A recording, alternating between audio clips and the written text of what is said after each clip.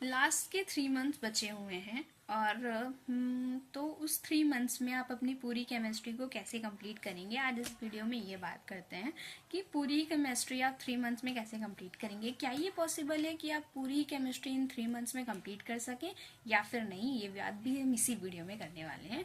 तो सबसे पहले आप देख लीजिए कि आपका सिलेबस क्या है और ये ही सिलेबस आपके नीट 2025 में आने वाला है। इसी सिलेबस के अकॉर्डिंगली आज हमारा ये स्ट्रैटेजी प्लान रहेगा। अगर आप इसे फॉलो करते हैं तो डेफिनेटली आप 600 प्लस स्कोर कर जाएंगे। आप एवरेज बच्चे हैं, आप टॉपर हैं, आप बिलो एवरेज हैं, ये बिल्कुल भी फर्क नहीं पड़ता। बस आप स्ट्रैटेजी को फॉलो करिए एंड डेफिनेटली आपका ये होगा ही।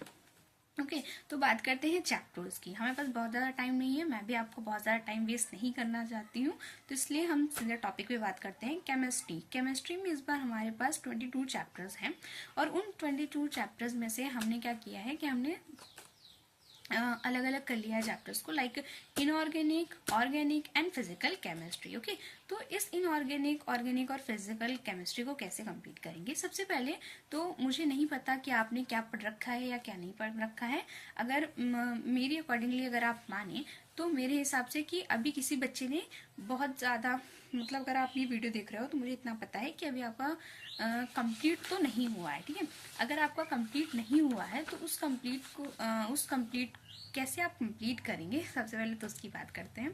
तो आप पहले तो छोटे छोटे टारगेट्स को कंप्लीट करिए। मैं ये नहीं कह रही हूँ कि एक हफ्ते में आपको ये पूरी केमिस्ट्री कंप्लीट करा दूंगी, 2 महीने में कंप्लीट करा दूंगी, बिल्कुल नहीं। मैं बस ये कह रही हूँ कि छोटे छोटे टारगेट्स को आप लेके चलिए और डेफिनेटली आपका कंप्लीट हो जाएगा आपके नीट के एग्जाम से पहले। ओके तो स्टार्ट करते हैं। हाँ देखिए, सबसे पहले मैंने क्या कहा है, अगर आप चाहते हो कि सबसे ज़्यादा पहले तो आप वो चैप्टर कंप्लीट करिए जिसमें से बहुत ज़्यादा PYQs आते हैं या फिर बहुत इंपॉर्टेंट है कि इस चैप्टर से ये PYQ तो बनना ही बनना है, वो चैप्टर आप पहले करेंगे। ठीक है, जैसे कि मैं कुछ चैप्टर्स के नेम बताती हूँ आपको। थर्मोडायनेमिक्स है आपके चैप्टर, इस चैप्टर से क्वेश्चन आने ही आने हैं, 2-3 आते हैं।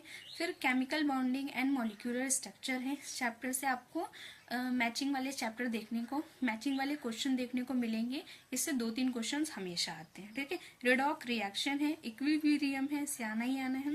देन आप क्या करोगे, हाइड्रोकार्बन आएगा। ये तो हो गया आपके बहुत इंपॉर्टेंट चैप्टर। अब क्लास 12 का इंपॉर्टेंट चैप्टर बताती हूँ। इलेक्ट्रोकेमिस्ट्री है, फिर P ब्लॉक है, D और F ब्लॉक से भी आपको एक क्वेश्चन देखने को मिलता है। फिर आपको क्या करना है, हेलो एल्केन, हेलो एरीन से आपको मिलेगा। फिर और क्या है, हाँ हेलो एल्केन, हेलो एरीन हो गया आपका। फिर बायोमोलिक्यूल से आपको एक क्वेश्चन देखने को मिलता है, बहुत ज़्यादा क्वेश्चंस नहीं आते हैं। एल्डिहाइड, कीटोन से आपको क्वेश्चंस मिलेंगे और एमाइन से आपको क्वेश्चंस देखने को मिल जाएंगे। ठीक है, तो ये रहा आपके फिजिक्स के वो सारे चैप्टर जो बहुत इंपॉर्टेंट है, जिसमें से काफ़ी सारे क्वेश्चंस आते हैं। अब एक चीज़ और है, अब वो चैप्टर्स को आप कैसे कंप्लीट करेंगे। या तो आप एक काम करिए, आप पहले तो 11 की पूरी फिजिक्स लीजिए। उस 11 की फिजिक्स में आप 10 फेब है, 20 फेब से लेके आप 10 चैप्टर्स को ले लीजिए। उन 10 चैप्टर्स को आप क्या करेंगे, पर डे 1 चैप्टर, एक दिन में एक चैप्टर को आप कंप्लीट करेंगे। उस चैप्टर को जब आप कंप्लीट कर रहे होंगे तो आपके पास आपकी एनसीईआरटी बुक है, उसी एनसीईआरटी बुक के साइड में आप अपने नोट्स बनाएंगे। आप कोई एक्स्ट्रा नोट्स नहीं बनाएंगे, या तो आप चाहें तो आप इस तरह से भी नोट्स को बना सकते हैं जैसे कि हम बनाते हैं। तो ऐसे क्या होता है कि जब इस तरह से आप नोट्स बनाते हो तो आपको रिविजन करने में काफ़ी ईजी होता है। ठीक है, आप इस तरह से बना सकते हो, या फिर आप एनसीईआरटी के जस्ट बगल में बनाएंगे, जिससे और ज़्यादा इजी होगा आपको रिवीजन करने में। तो ये वो सारे चैप्टर थे जिसमें ज़्यादा PYQs आते हैं। अब जो चैप्टर बचे तो हम 1 डे 1 चैप्टर लेके चलेंगे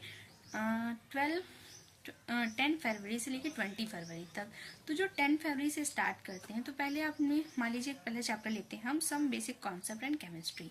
इसमें हमने क्या किया कि पहले हमने तो वीडियो लेक्चर्स देखे, 1 शॉट देखे किसी के भी, जो कि 3 या 5 घंटे से ज़्यादा नहीं होने चाहिए, 3-4 घंटे के होने चाहिए, जिसमें हमें अच्छी तरह से पूरे कॉन्सेप्ट समझा दिए जाएंगे। फिर हम क्या करेंगे कि हम 1 घंटे उसमें PYQ देंगे और जो हमने पढ़ा हुआ है उसी दिन हमें उस चीज़ को रिवीजन करना है। जैसे मान लीजिए आपने सुबह ये लेक्चर देखा, फिर PYQ किया, तो आपको रात तक एक बार इसे रिवाइज ज़रूर करना है, फिर ही अगले दिन आपको मूव ऑन करना है। ठीक है, फिर ही आप अगले दिन दूसरे चैप्टर पे जाओगे या जिस तरह से आपको ठीक लगता है आप कीजिए। तो ये एक दिन फर्स्ट डे फर्स्ट चैप्टर आप इस तरह से कंप्लीट कर सकते हैं।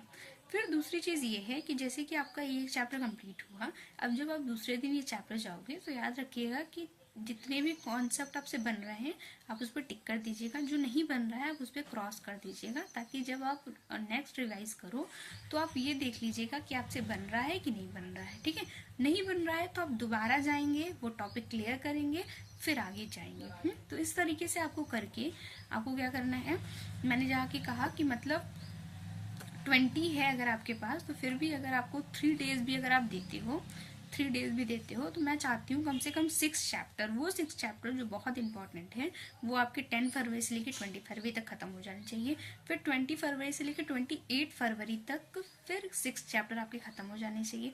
फिर मतलब मैंने कहा 6-6-12 चैप्टर आपके खत्म हो गए। फिर जितने भी चैप्टर्स बचे होंगे, अब वो सारे चैप्टर्स होंगे जो बहुत ईजी चैप्टर होंगे, छोटे चैप्टर होंगे जिसमें ज़्यादा PYQ नहीं आते हैं, वो आप पूरा मार्च में ख़त्म कर लेंगे। ठीक है, तो इस तरीके से आपका फेब और मार्च में आपका पूरा केमिस्ट्री ख़त्म हो जाएगा, ऑर्गेनिक, इनऑर्गेनिक और फिजिकल। या तो आप ऐसा करें कि आप 2 फिजिकल करेंगे, 2 इनऑर्गेनिक करेंगे, 2 ऑर्गेनिक करेंगे, इस तरीके से भी आप कर सकते हो। या तो आप एक चीज़ और कर सकते हो कि जैसे ही आपका ये फिजिकल, इनऑर्गेनिक और ये कंप्लीट होता है, फिर आप क्या करेंगे कि लास्ट के मंथ में सिर्फ आप PYQ पे और रिवीजन पे ही ध्यान देंगे। ठीक है, क्योंकि PYQ और रिवीजन करना बहुत ज़्यादा इम्पॉर्टेंट है। विदाउट PYQ और रिवीजन से आपका काम नहीं बनने वाला। सिर्फ पढ़ते रहने से हम चीज़ें अप्लाई करना नहीं सीख पाते। जब तक हम चीज़ें सॉल्व नहीं करते हैं, क्वेश्चंस को देखते नहीं हैं, उसे लगाते नहीं हैं, तब तक चीज़ें हमें समझ में नहीं आती हैं। ठीक है, तो ये रही आपकी केमिस्ट्री की पूरी ही 2 मंथ में, 2 या कि ये 3 मंथ में प्रिपरेशन। और इस तरीके से ये आपको कंप्लीट करना है। आपको बुक्स बता दिए जाएं, जैसे कि आप देख सकते हो ये आपका नीट का है और NTA का ये टेस्ट सीरीज आप ले सकते हैं, जिससे कि आपको बुकलेट मिलेगी और आप बुकलेट्स को सॉल्व करेंगे। ये चैप्टर वाइज भी है, फुल मॉक टेस्ट भी है। आपको बार बार मैंने बताया है कि जब भी आप क्या करना है, आपको वो सीरीज फॉलो करनी है, MTG से आपको क्वेश्चन फॉलो करने हैं और NCERT तो आपको पढ़ना ही पढ़ना है। तो ये रही आपकी बुक्स की सजेशन। आई होप कि अगर आप इस टाइम से जैसा मैंने बताया वैसा आप कंप्लीट करते हैं तो आपका ये 3 मंथ्स में कंप्लीट हो जाएगा और आपकी केमिस्ट्री में बहुत अच्छे मार्क्स भी आएंगे।